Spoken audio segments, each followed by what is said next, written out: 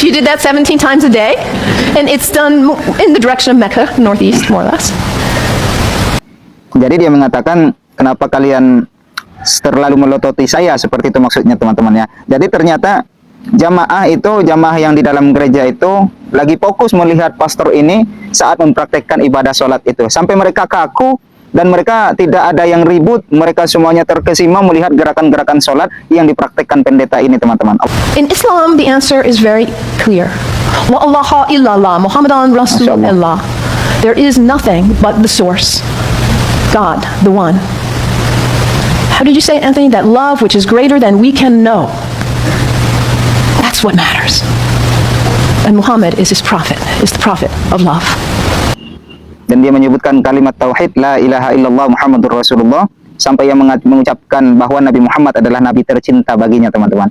Assalamualaikum warahmatullahi wabarakatuh. Bapak Ibu teman-teman semuanya, berjumpa kembali di channel Ibnu Asmin Official. Mudah-mudahan kita semuanya dalam keadaan sehat walafiat dan semoga kita istiqomah di jalan Allah Subhanahu wa taala. Amin ya rabbal alamin. Bapak Ibu teman-teman yang dirahmati Allah Subhanahu wa taala, ini ada satu video yang cukup menakjubkan bagi saya pribadi teman-teman, di mana di dalam video ini ada seorang pastor ataupun seorang pendeta ya. Seorang pastor ini mempraktikkan cara sholat dan menjelaskan Islam di dalam gereja teman-teman, dan dihadiri banyak sekali jemaahnya di dalam gereja tersebut. Dan di dalam penjelasannya dia mengatakan bahwa Islam itu adalah agama yang sangat paling banyak difitnah, kata dia teman-teman. Coba kita lihat bagaimana pendapat seorang pastor ini terkait dengan Islam dan bagaimana cara dia mempraktikkan ibadah sholat umat Islam berikut ini. Muslims, this is not an activity in the head. It's an activity of the whole body. Nah, di sini dia praktekkan sholatnya ya. Allahu Akbar. Bismillahirrahmanirrahim. Alhamdulillah rabbil alamin. Arrahmanirrahim. Malik yawmiddin. Iyyaka na'budu wa iyyaka nasta'in. As-siratal mustaqim. Siratal ladzina an'amta 'alaihim ghairil maghdubi waladdallin. Subhanallah. Ini merupakan sebuah keajaiban dan kebesaran Allah Subhanahu wa taala teman-teman. Seorang pastor ini mempraktikkan cara sholat umat Islam di dalam gereja, dan ternyata pastor ini hafal dengan surat ataupun ayat-ayat di dalam surat Al-Fatihah tersebut, meskipun ada sedikit-sedikit kesalahannya, kita maklum saja, tetapi dia bacakan dengan caranya sendiri, membacakan surat Al-Fatihah itu sampai tuntas, sampai kalimat waladdallin, dan dia pun mengangkat tangan seperti kita yang mengerjakan sholat setiap hari, mengucapkan takbir Allahu Akbar teman-teman. Ini luar biasa sekali. Amin. Allahu Akbar. Ruku, ya tidak bangkit dari ruku, terus dia sujud ya. Dia praktikkan ini teman-teman, Masya Allah, luar biasa. Jadi antara dua sujud, sujud lagi, Masya Allah. Bangkit, Masya Allah, luar biasa ya. Mudah-mudahan ini salah satu jalan hidayah yang Allah berikan kepada pastor ini ataupun pendeta ini. Mudah-mudahan beliau masuk kepada agama Islam. Dan uniknya di sini teman-teman, meskipun dia adalah seorang pastor ataupun pendeta, dia tahu cara gerakan ibadah sholat umat Islam, mulai dari takbirnya, baca surat Al-Fatihahnya, dan juga ia tahu cara ruku, i'tidal, dan sujudnya teman-teman. Ini luar biasa sekali. Can you imagine how limber you'd be? If you did that 17 times a day, and it's done in the direction of Mecca, northeast, more or less. Jadi dia mengatakan, kenapa kalian terlalu melototi saya, seperti itu maksudnya teman-teman ya. Jadi ternyata jamaah yang di dalam gereja itu lagi fokus melihat pastor ini saat mempraktekkan ibadah sholat itu, sampai mereka kaku dan mereka tidak ada yang ribut, mereka semuanya terkesima melihat gerakan-gerakan sholat yang dipraktekkan pendeta ini teman-teman. Allahu Akbar, Masya Allah. To hit that reset button in order to come back, to hear that voice still and small like we just sang about, come back to what matters. So practical, I love that, the second pillar of Islam. Masya Allah. So practical, I love that, the second pillar of Islam. Dia katakan bahwa dia sangat suka dengan pilar Islam yang kedua ini teman-teman ya. Maksudnya rukun Islam ya. Karena rukun Islam itu ada 5, yang kedua adalah mengerjakan ibadah sholat. How wonderful that some of you already got to visit a mosque. You're very fortunate here in Atlanta because you have many mosques, many opportunities to reach out to our Muslim brothers and sisters. In the whole state of Vermont, where I hail from, we have one.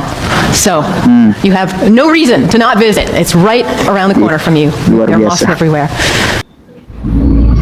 Ini juga sangat luar biasa teman-teman ya.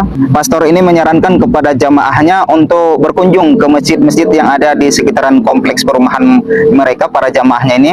Karena bagi pastor ini, di lingkungan pastor ini ia tinggal, itu masjid cuma satu dan dia tidak bisa selalu berkunjung ke sana. Sementara jamaah ini mempunyai banyak masjid di lingkungan mereka, makanya pastor ini memberikan saran kepada jamaahnya agar mereka berkunjung ke masjid tersebut teman-teman. How wonderful that some of you already got to visit a mosque. You're very fortunate here in Atlanta because you have many mosques, many opportunities to reach out to our Muslim brothers and sisters. In the whole state of Vermont, where I hail from, we have one. So you have no reason to not visit. It's right around the corner from you. There are mosques everywhere. And it's important that we visit because Islam is the most misunderstood and the most maligned religion in the world today. We are being whipped up into fear. Masya Allah. Di sini yang membuat kita kagum teman-teman ya. Dia memberikan pujian kepada Islam bahwa saat ini agama Islam adalah agama yang sangat sering sekali disalahpahami orang katanya teman-teman ya. Dan agama yang paling sering difitnah di dunia saat ini adalah agama Islam, kata pastor ini teman-teman. Of Muslims. And when we are afraid, we're stupid, actually. We're operating out of just that reptilian part of our brain. We don't have, when we're afraid, we don't have access to our higher functionings, our whole self, the power of the knowledge in our hearts, our whole being. We're resigned to a small place of living. Ali, the son-in-law of the Prophet, says people are afraid of what they don't understand. So my hope today is to share with you a little bit about what I love about Islam in order to invite you to a place of more understanding and less fear. Islam is very practical. If you're looking for insight, Islam has wonderful gems to offer to you. Islam memiliki permata indah untuk ditawarkan kepada Anda. Itulah bunyi kalimat yang ia sampaikan kepada jamaahnya teman-teman. Bahkan kita mendengarkan tadi dia mengutip perkataan Sayyidina Ali karramallahu wajah, di mana orang-orang banyak takut kepada hal yang mereka tidak pahami. Justru kita harusnya kalau memang tidak kita pahami, kita cari tahu ilmunya, kita cari tahu kebenarannya, kita cari tahu keabsahannya, seperti itu ya. Ini pastor ini sangat luar biasa memuji Islam dan dia menawarkan hal-hal yang baik terkait Islam kepada jamaahnya teman-teman. One of the things I love most about Islam is that it invites us to be concerned about what is the most important thing in life. To get our priorities straight. What is it for you? Stuff? Money? Power? Prestige? Family? Kindness? Service, love, art, compassion. What is it for you? If you get nothing else out of today, take that one question and live into it. And if you don't know the answer yet, find out. What is it for you? What's most important? In Islam, the answer is very clear. La ilaha illallah, Muhammadan Rasulullah. There is nothing but the source, God, the one. How did you say, Anthony? That love which is greater than we can know. That's what matters. And Muhammad is his prophet, is the prophet of love.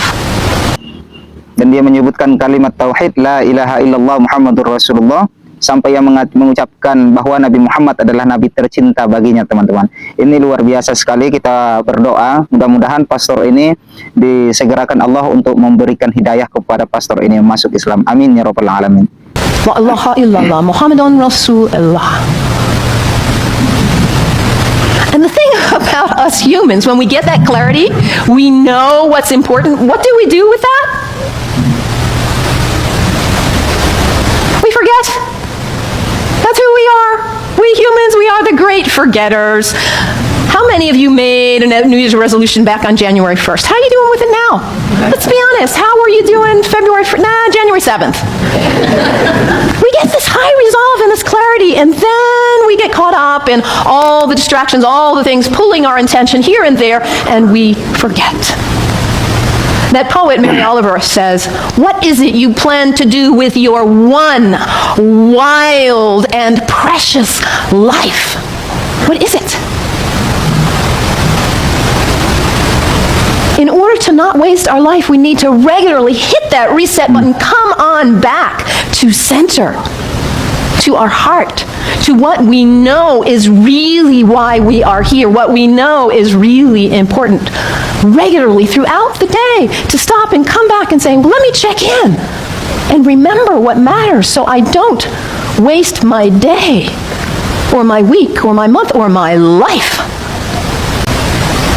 And for Muslims, this is prayer, salat. It is the second pillar of Islam. The first pillar, la ilaha illallah, to know what matters. And the second pillar is to hit that reset button in order to regularly come back to center.